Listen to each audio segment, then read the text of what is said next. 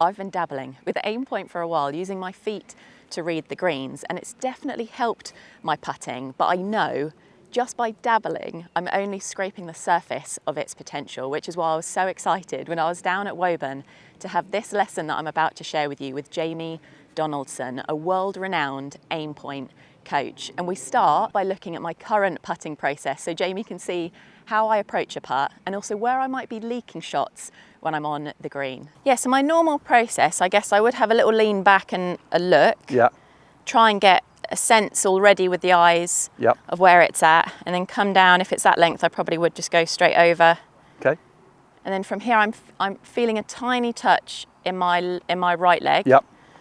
And so I would probably consider that inside left. Okay, cool, let's test it. Okay, so then I do use a little bit of the line on. That was one of the questions I was going to have for you. ball. Do you use the line on the ball? And you know, how do we know the line on the ball delivers us our best results when it comes from hitting putts? So I can show you a test for that as well. Okay. So then I would again lean back. I've sort of set my line as I think, and then it's all about that pace.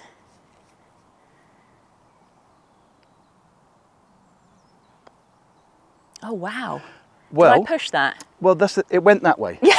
Which is the way you said. Okay. Just for the record, it was she got the direction right. Did it break a lot? I'm torn between did that break a lot or did I hit a weak putt? Okay, so there's some feedback. Yeah. It's definitely enough speed to reach the hole, but we would prefer to see it about a foot past. Okay. So there can be a little speed element in there. Right. But we've seen your process on that, and we'll come back to that one later. That's probably a good example of a putt that I'd have on the course actually, where you're not so close that you're thinking tap in. Yeah. You're a little bit further away, but you are in your head thinking I can make this. Yes. Normally on the course, I'd be probably over reading, maybe have it here instead. And so you've just got that moment of finishing thinking, oh, that could have been, but it wasn't. And also this 5-footer, I think is worth discussing because this is probably not because of an iron shot. Or if it is, it might be one around. Yeah. So the thing that gives a lot of people a lot of headaches in this distance is because these tend to be your par saves. Absolutely. So these are after a bad first putt or a decent chip shot. They're not because you've hit an iron to hit as a rule. So these are quite painful because the score changes when you miss them. Okay. So we're going to go this side now. Perfect. And I'm just going to give you a bit of a longer putt. Okay, so I've definitely got more weight in the left. So we know it's a right to lefter. Okay, so that was on a pretty decent par. It just didn't go in because of speed. Yeah. So the feedback loop was, it went right to left.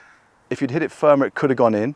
So we can only really blame speed for that putt. Okay, so my biggest struggle that Jamie picked up on straight away is distance control. So this is what we're going to get stuck into next. But first, Jamie took me through the core elements of AimPoint, how you read certain slopes and the break in your feet going from subtle through to strong. And then we put that to the test. We put my feet to the test to see, can I feel the break around the circle of a hole? So looking for the straight left to right and right to left breakers. But then this was the bit that I found to be the most game-changing for my putting and also the drills that I'm going to take away to do in my practice, and it's distance control. So Jamie's about to take me through a drill to help me dial in my distance, my speed for those 10, 20 and 30 foot putts. So what we're going to do is I'm going to run you through a really simple way of training speed, and I'll put 3 discs down at 10, 20 and 30 feet. So they represent 3 sets of targets.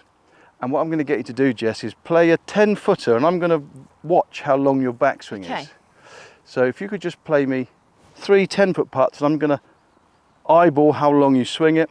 Perfect. So that's as long as it finishes near in line with it, we're fine. Don't worry about making the putt.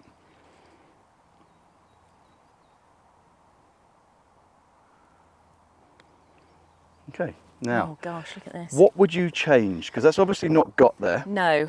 So would you swing it longer? Would you shorten the downswing time? So you've got 2 things available to you, see? I would probably, what I would call is give it a bit more oomph. Okay, so let's think of it in time. In time. So keep the backswing length the same, which was about a foot, and think about it coming back quicker. Okay. In time, that's lovely. And again, even quicker still, beautiful. And now play that. Good. So that's excellent. That's about a foot by, which is great. What we want. Okay. So now we have a little bit of a feel, which is the time from start of downswing to impact is what you did there. Okay. And now we're just going to repeat it. So have a practice swing first, keep the backswing length the same, so a little bit longer than that.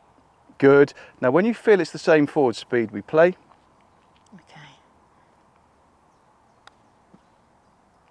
Fantastic, just a fraction Yeah, quicker. a bit extra, wasn't it? Did you feel it? I did, yeah. Right, if you can feel it when it's slightly quicker, that's what we're going to work on changing. So let's get it right, so swing to that, there you go. So that's a perfect backswing length. Okay.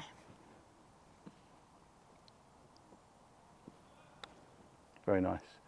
Okay, so they're 3 decent putts. Okay. So what we have now is we have a backswing which was a foot long, and the forward time is just whatever it felt like to you. Okay. What we're going to do is we're going to add 50% to that and another 50% to that, because if we keep that forward time the same, that will give us another 10 foot and then another 10 foot, taking us from 10 to 20 to 30. Brilliant. Beautiful. There we go. And when it's correct, it's a match, right? Okay. So now let's repeat that for the next distance. Beautiful. There we go. So this kind of forward time is like a rhythm, and if we were banging a rhythm on a desk, we'd be able to maintain it. Okay. So this is a skill set you didn't know you had. No. Which is maintaining rhythm. Yeah. Okay, swing all the way back to that tee peg and just manage that forward time. Beautiful. Okay.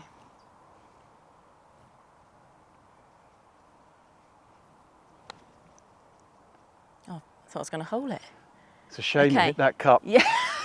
That was perfect. I tell you what, let's do it again. Just aim a bit further right than that cup. Practice first. So see how the practice is as important as the execution. Yeah, get that feel. Yeah. Get that Tempo. time. I've given you the backswing length. A little bit right of the hole. There we go. Now look at where this finishes. Oh, nice. Pretty cool, huh? Yeah. I mean, not crazy short. No. Which is what I have been doing. Exactly, and it's these probably felt a bit more longer than you're comfortable with, and that's really normal. Yeah. But not the easy thing, but the constant here is the forward time. Yes. And that's a feeling, and you managed that beautifully. We've just got to learn to get more comfortable with the swing lengths. Now, I'm not saying when you play a 30-footer, you're going to remember it's 24 inches of backswing, but this is a drill for helping you understand length of swing and timing. When you play to different targets, you just got to do what you think feels right. Yeah. But you've now got 2 dials. One of them is how long you swing it, and the other is the forward time. Brilliant. And if Thank you're you. practicing and you think it feels crazy quick, slow it down. Yeah. How about this? Uphill, you can go longer and quicker. Right. Downhill, which you've struggled with, shorter and slower. Okay. But don't just hit a downhill and be scared of being No. passed. Change your stroke length. Right, so now that Jamie's helped me with my green reading, really feeling the break in my feet from those subtle to strong breaks, and helped me dial in my distance control, it's time to put my new pre-shot routine over my putts to the test to see how I get on with quite a lengthy downhill putt, normally my nemesis. So we've got I don't know what the distance is, it's a fairly long putt. Yes. It's downhill, it's been your nemesis till now. So let's get an idea of where we're going to start it. Okay. And then you can come back and you So I'm can gonna rehearse come your down. stroke. That's it, you get your numbers. Get a feel. So I'm going for 2 in the right leg, so Yep. left to right. Get your start line organised, that's where you want the ball to set Okay. off. So now take us 2 steps back, and now let's just keep rehearsing our stroke length and our tempo.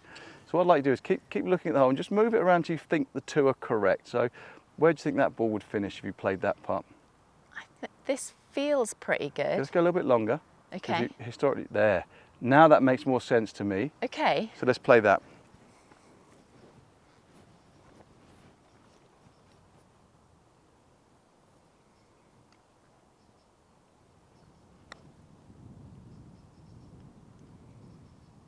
Okay, great speed. Yeah, much better pace than before, A wasn't little it? bit of a misread, but we've got that tap in, and that was a downhill putt that we kind of talked ourselves into hitting bad putts earlier. Yes, yes. I'd be happy with this. That's about a 25-foot putt. Yeah. We've already talked about them just being 2 putts. Come on then, let's finish it off. Okay, do my best to pop her in. And this is just a short putt, so get a feel for which way. I don't have much in that. Okay, so I'd let's say rehearse straight. your speed. That's it. Just get a feel for how hard and the sort of length and the forward time you're going to use. Step in and play.